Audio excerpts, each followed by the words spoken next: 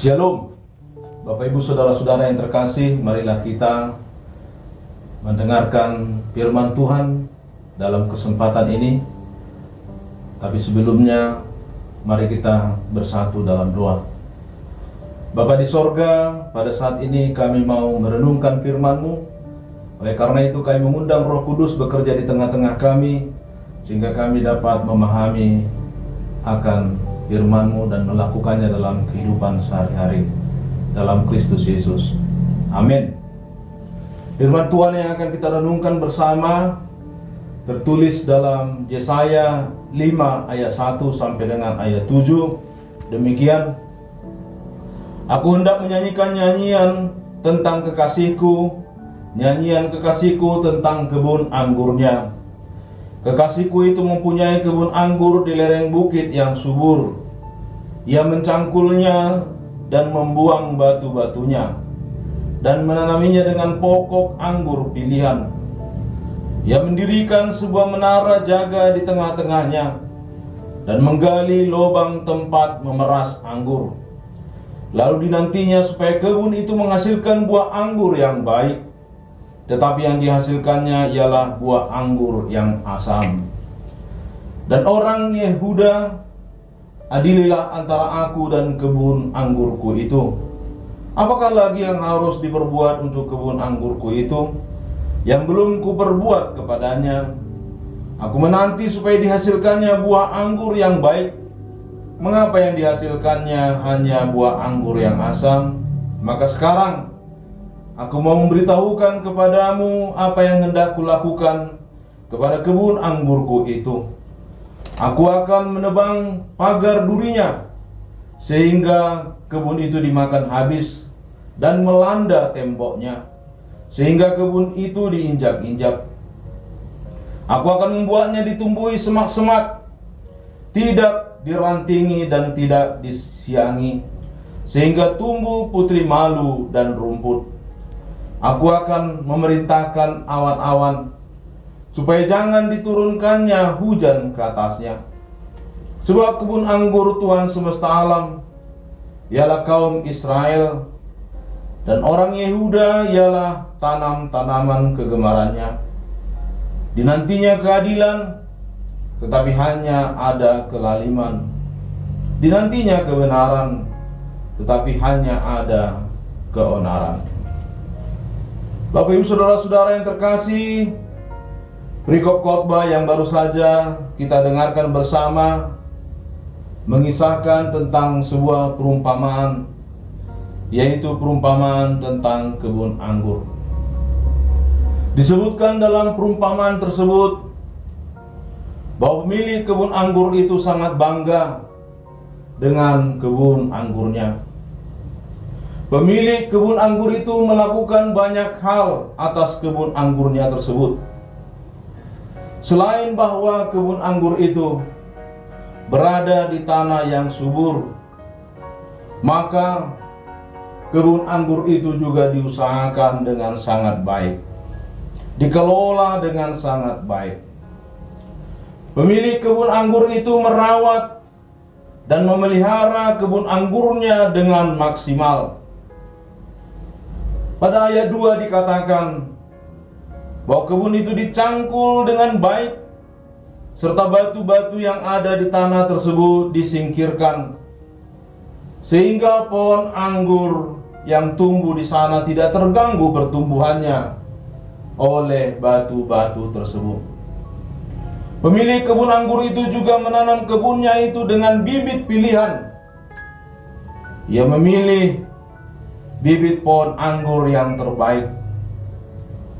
Selanjutnya, pemilik kebun anggur itu juga mendirikan sebuah menara jaga di tengah-tengah kebun anggur tersebut, sehingga pemilik anggur itu dapat menjaga kebun anggur itu dari gangguan dari luar, seperti dari binatang-binatang liar. Tidak lupa, pemilik kebun anggur itu juga membangun tempat pemerasan buah anggurnya nanti kalau panen tiba. Semuanya dipersiapkan pemilik kebun anggur itu sedemikian rupa. Ia tidak setengah hati dalam mengelola kebun anggurnya. Ia mengelola dengan sangat baik. Tetapi apa yang terjadi, saudara-saudara? Ketika panen tiba, pemilik kebun anggur itu sangat terkejut karena hasil dari kebun anggur tersebut tidak seperti yang dia harapkan. Dia mengharapkan buah yang manis, tapi yang dihasilkan oleh pohon anggur adalah buah yang asam. Bapak Ibu, saudara-saudara, dari sudut teknologi pertanian, hal ini memang sangat sulit untuk dijelaskan. Biasanya kalau tanahnya sudah dikelola dengan baik, tanah itu tanah yang subur. Bibit yang ditanam juga bibit unggulan atau bibit pilihan. Pemeliharaannya juga bagus. Pastilah hasilnya juga bagus. Ketika panen tiba, maka panennya itu tidak akan mengecewakan. Tapi dalam perumpamaan ini, hal itu tidak terjadi. Ini sangat mengherankan. Bapak Ibu saudara-saudara, perumpamaan dalam Yesaya 5 ini sesungguhnya hendak menjelaskan hubungan antara Tuhan dengan bangsa Israel pada masa Nabi Yesaya. Memang sangat mengherankan. Sama seperti pemilik kebun anggur itu yang berbuat yang terbaik bagi kebunnya, demikianlah Tuhan. Tuhan berbuat yang terbaik bagi bangsa Israel. Tuhan memberkati mereka dengan sungguh-sungguh. Tuhan menyertai mereka dengan sungguh-sungguh. Tapi apa yang terjadi? Ternyata mereka melupakan Tuhan. Mereka tidak melakukan apa yang dikehendaki Tuhan. Sebagaimana tema kita saat ini, mereka tidak melakukan keadilan dan kebenaran. Mereka diberikan kesehatan, tapi mereka mempergunakan kesehatannya untuk berbuat semena-mena kepada orang lain, berbuat tidak benar, berbuat tidak adil. Mereka diberikan umur yang panjang, tapi umur yang panjang yang diberikan Tuhan hanya dilakukan untuk berbuat kejahatan. Semakin mereka kaya, semakin mereka tinggi hati dan melupakan Tuhan. Semakin mereka pintar, semakin mereka melakukan banyak dosanya. Kepintaran yang diberikan Tuhan justru dipergunakan untuk menindas sesama. Hidup di dalam ketidakadilan, hidup di dalam ketidakbenaran. Tuhan mengharapkan buah yang manis, tapi justru yang muncul adalah buah yang asam. Akibatnya Tuhan melakukan seperti yang dikatakan pada ayat 5 dan ayat 6. Aku akan menebang pagar durinya sehingga kebun itu dimakan habis, dan melanda temboknya sehingga kebun itu diinjak-injak. Aku akan membuatnya ditumbuhi semak-semak. Aku akan memerintahkan awan-awan supaya jangan diturunkannya hujan ke atasnya. Ini semua memperlihatkan kekecewaan Tuhan terhadap bangsa itu. Tuhan memberkati bangsa itu supaya bangsa itu boleh menjadi berkat bagi orang lain. Tapi justru bukan seperti itu yang terjadi. Mereka justru menindas orang lain. Semakin Tuhan memberkati mereka, semakin mereka melupakan Tuhan. Semakin Tuhan menyertai mereka, semakin mereka larut di dalam dosa, semakin banyak berkat Tuhan diterima, dosa mereka juga semakin banyak. Semakin banyak mereka menerima berkat dari Tuhan, semakin mereka tidak peduli kepada keinginan Tuhan. Mereka sibuk hanya mengurus berkat yang mereka terima dari Tuhan dan tidak mempedulikan Tuhan. Mereka lupa bahwa berkat yang mereka terima adalah dari Tuhan. Mereka berhasil adalah karena Tuhan memberkati mereka. Suatu ketika ada seorang bapak ditanya oleh seorang pelayan. Kebetulan si bapak itu sudah sangat lama tidak datang ke gereja. Pelayan tersebut bertanya, "Pak, mengapa lama tidak pernah datang lagi beribadah ke gereja?"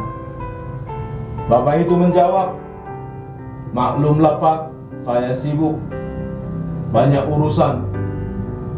Ketika hari Minggu selalu saja ada kesibukan, selalu saja ada urusan." Bapak Ibu, apakah memang kita terlalu sibuk sehingga tidak ada waktu untuk berdoa, untuk beribadah, memuji dan memuliakan Tuhan? Coba bayangkan jika Tuhan yang berkata seperti itu kepada kita, "Maklumlah, saat ini aku terlalu sibuk sehingga aku tidak memiliki waktu untuk memberkati engkau." Bayangkanlah seandainya Tuhan yang berkata, "Maklumlah, aku banyak kerjaan sehingga aku tidak memiliki waktu untuk melindungi engkau, tidak punya waktu untuk menolong engkau, tidak punya waktu untuk menjaga anak-anakmu, keluargamu." Bayangkan kalau Tuhan mengatakan hal seperti itu. Tuhan tidak peduli kepada kita. Tapi Bapak Ibu Saudara-saudara, kita bersyukur bahwa Tuhan yang kita sembah adalah Tuhan yang Maha Kasih, panjang sabar. Ia selalu setia menunggu pertobatan umatnya. Sama seperti yang dilakukan Tuhan kepada umatnya, bangsa Israel pada masa Nabi Yesaya. Tuhan menunggu pertobatan mereka, tetapi mereka tidak mau bertobat. Tuhan menunggu supaya mereka kembali meninggikan, memuliakan Dia, melakukan keadilan dan kebenaran, tetapi mereka tidak mau melakukan apa yang diinginkan oleh Tuhan tersebut. Bapak Ibu Saudara-saudara yang terkasih, Tuhan memberkati, Tuhan melindungi, Tuhan menyertai umatnya dengan tujuan supaya umat itu dapat menyembah, dapat memuliakan Dia. Tuhan menyatakan kemurahannya di tengah-tengah umatnya, agar umat itu mau terbuka di dalam kesadaran dan kerendahan hati memuliakan Dia. Bayangkan Bapak Ibu Saudara-saudara, seandainya Tuhan tidak memberkati dan menyertai kita. Kalau Tuhan tidak memberkati dan menyertai kita, ini akan menjadi awal dari kehancuran kita. Ketika Tuhan tidak memberkati kita, ini akan menjadi awal dari keterpurukan kita. Hidup kita pasti akan susah. Oleh karena itu, apapun yang terjadi dalam hidup kita, hendaklah kita tidak jauh dari berkat Tuhan. Abraham tidak memiliki apa-apa ketika dia dipanggil Tuhan. Bahkan dia diminta Tuhan meninggalkan kampung halamannya. Dia meninggalkan apa yang menjadi warisannya. Yang dia miliki hanya berkat dari Tuhan saja. Yang dia pegang hanya janji dari Tuhan saja. Akhirnya hidup Abraham mengalami berkat yang berkelimpahan. Demikian juga dengan Yakub. Oleh karena persoalan dengan abangnya Esau, Yakub harus melarikan diri dari rumahnya. Ia harus meninggalkan Ishak ayahnya dan Ribka ibunya. Ia tidak memiliki apa-apa ketika pergi meninggalkan ayah dan ibunya. Ia hidup dalam pelarian. Tapi satu hal yang dimilikinya, yaitu berkat Tuhan melalui ayahnya Ishak. Ia percayakan janji Tuhan. Ia hanya memiliki berkat Tuhan yang diucapkan oleh ayahnya Ishak. Tapi dalam perjalanan waktu terlihat bagaimana hidupnya menjadi penuh dengan berkat berkelimpahan.